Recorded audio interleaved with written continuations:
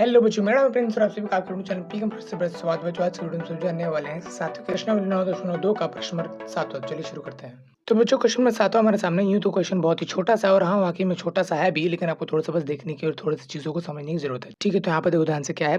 दी गई आकृति, यहाँ पे कोई आकृति अपनी दी हुई है जो कि ये वाली है, बुक में दी हुई है। ठीक है, तो व्यास के साथ एक अर्धवृत्त है। ठीक है, व्यास के साथ एक जो है आधा वृत्त अर्धवृत्त है। ठीक है, उसका परिमाप आपको ज्ञात करना है। परिमाप परिधि एक ही बात होती है। देखो परिमाप या परिधि होती क्या है, देखो हमें ध्यान से।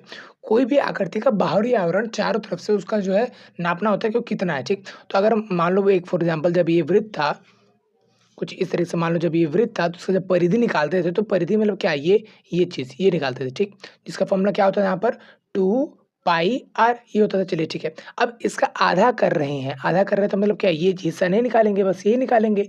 ठीक, तो ये हिस्सा निकालेंगे तो इसमें ये वाला कहाँ हमने जोड़ा, नहीं जोड़ा ना, यही जोड़ा बस। ठीक, अच्छा तो इस वजह से जब इसका जैसे पूरे का क्या था 2 पाई आर, तो आधे का क्या हो जाएगा, बटे में 2 आ जाएगा, उसका आधा हो जाएगा। तो 2 से 2 कट गया तो बचा यहाँ पे कितना, पाई आर। तो मतलब अर्धवृत्त का फॉर्मूला क्या हो जाएगा, पाई आर है। कोई अच्छे से याद करने वाली बात है नहीं, बड़ी सिंपल ईजी बात है, लॉजिकल बात है। ठीक है, तो कहीं न कहीं अब हम निकालेंगे अर्धवृत्त का परिमाप जो कि ये निकलेगा। ठीक, अब बोला है इसमें क्या नाम है इसका, बोला है कि अर्धवृत्त में व्यास सहित व्यास के साथ निकालना है। तो अब जब इसका परिमाप निकालते हैं क्योंकि हमको चारों तरफ का चाहिए, तो यहाँ पर इस तरफ का निकाल देंगे और ये छोड़ देंगे तो ऐसा नहीं चलेगा, तो इसको भी जोड़ना पड़ेगा, मतलब इसके साथ डी भी जोड़ना पड़ेगा। ठीक, तो इसके साथ हम डी भी जोड़ देंगे या फिर 2 और आर कर देंगे, 2 आर कर देंगे, बात एक ही है, कोई दिक्कत वाली बात है नहीं। ठीक, तो चलिए फिर जो है सॉल्व करते हैं और सिंपल करके इसको समझने की कोशिश करते हैं क्या है। ठीक, तो उम्मीद है आपको समझ में तो आ ही गया होगा कैसे करना है, क्या करना है। तो आप एक बार आप क्वेश्चन खुद से ट्राई करो, अगर नहीं कर पाते हो या फिर नहीं करना चाहते हो तो एक बार देख लो, कोई बात नहीं। बट मैं चाहता हूँ कि आप खुद से एक बार ट्राई करें, बेशक बाद में आप जो है वीडियो देखकर या आंसर को चेक कर सकते हैं कि सही चीज़ें हैं या नहीं। ठीक, तो अभी चलिए इसको हल करते हैं। अर्धवृत्त का परिमाप चलिए लिख देता हूँ यहाँ पर। होगा यहाँ पर कितना, पाई आर। चलिए ठीक है, पाई आर हो गया, उसके बाद उसकी जगह में क्या हो जाएगा, डी हो जाएगा। इसको आप 2 आर भी लिख सकते हैं ना, कुछ इस ऐसी चीज़ें हो सकती हैं, 2 आर से जुड़ा हो तो कुछ मतलब कहीं न कहीं बात ये है। ठीक, तो पाई की वैल्यू कितनी आ गई यहाँ पर 22/7। चलिए ठीक है, आर की वैल्यू है कितनी अपने पास, देखो यहाँ पर क्या था, 10 था। देखो ये रहा, है ना, तो 10 था तो उसका आधा हो जाएगा, यानी कि कितना हो जाएगा, 5।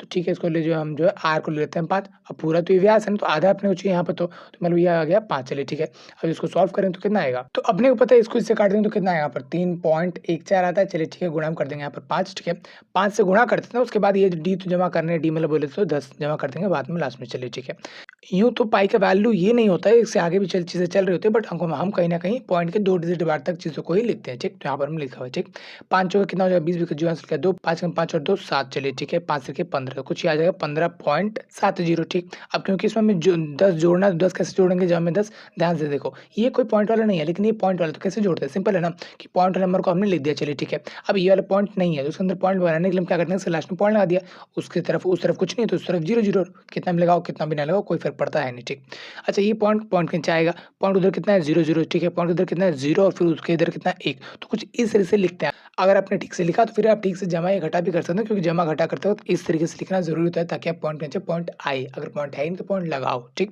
तो 0 से 0 आ गया, 7 में से कुछ नहीं गया तो 7 का 7 सेम टू सेम घटा के उन्हें जोड़ रहे हैं ना, जोड़ना अपने को। ठीक, पॉइंट का पॉइंट सेम टू सेम उतर गया, 5 का 5 और 1 2, तो कहीं न कहीं यहाँ पर आ गया 25.70। अब ध्यान से रहे, फिर ये 0 कोई मतलब है नहीं तो आप इसको लगाओ ना लगाओ फ़र्क पड़ता है नहीं, तो उसको छोड़ ही दो, रहने दो, है ना, क्यों उसको बड़ा करना है ना। तो ये कितना हो गया अपना, सेंटीमीटर हुआ कि मीटर हुआ, तो यहाँ पे ध्यान से ये हुआ परिमाप। तो परिमाप आता है स्क्वायर में तो आता नहीं है, सेंटीमीटर या मीटर। अब क्वेश्चन के अंदर सेंटीमीटर की बात चले तो ये भी कितना आ जाएगा, सेंटीमीटर आ जाएगा। तो उम्मीद है आपको क्वेश्चन समझ में आया हो, बड़ा ईजी बड़ा सरल क्वेश्चन है, करना है कुछ नहीं, आपको बोला हुआ था कि आपको अर्ध परिमाप दिया हुआ था। एक बार रिवाइज करते हैं कि हमने क्वेश्चन में किया क्या, यहाँ पे देखो ध्यान से। अपने पास क्या था, एक अर्धवृत्त यानी कि आधा वृत्त था। ठीक, तो भाई जब पूरा वृत्त होता है उसका परिमाप निकालते हैं तो 2 पाई आर होता है। ठीक, तो आधा वृत्त का कितना होगा, उसका आधा कर देंगे तो पाई आर, जो कि इतने का ही होगा, है कि नहीं, इसमें ये चीज़ तो जुड़ती नहीं है। और अपने को क्योंकि परिधि चाहिए यानी कि चारों तरफ की चाहिए, तो जब हम इस आधे का चारों तरफ नापेंगे तो ये भी जोड़ना पड़ेगा, मतलब डी भी जोड़ना ही पड़ेगा। ठीक, तो हम जब हमें डी कर देंगे, क्या दिक्कत है, डी तो अपने को पता ही है।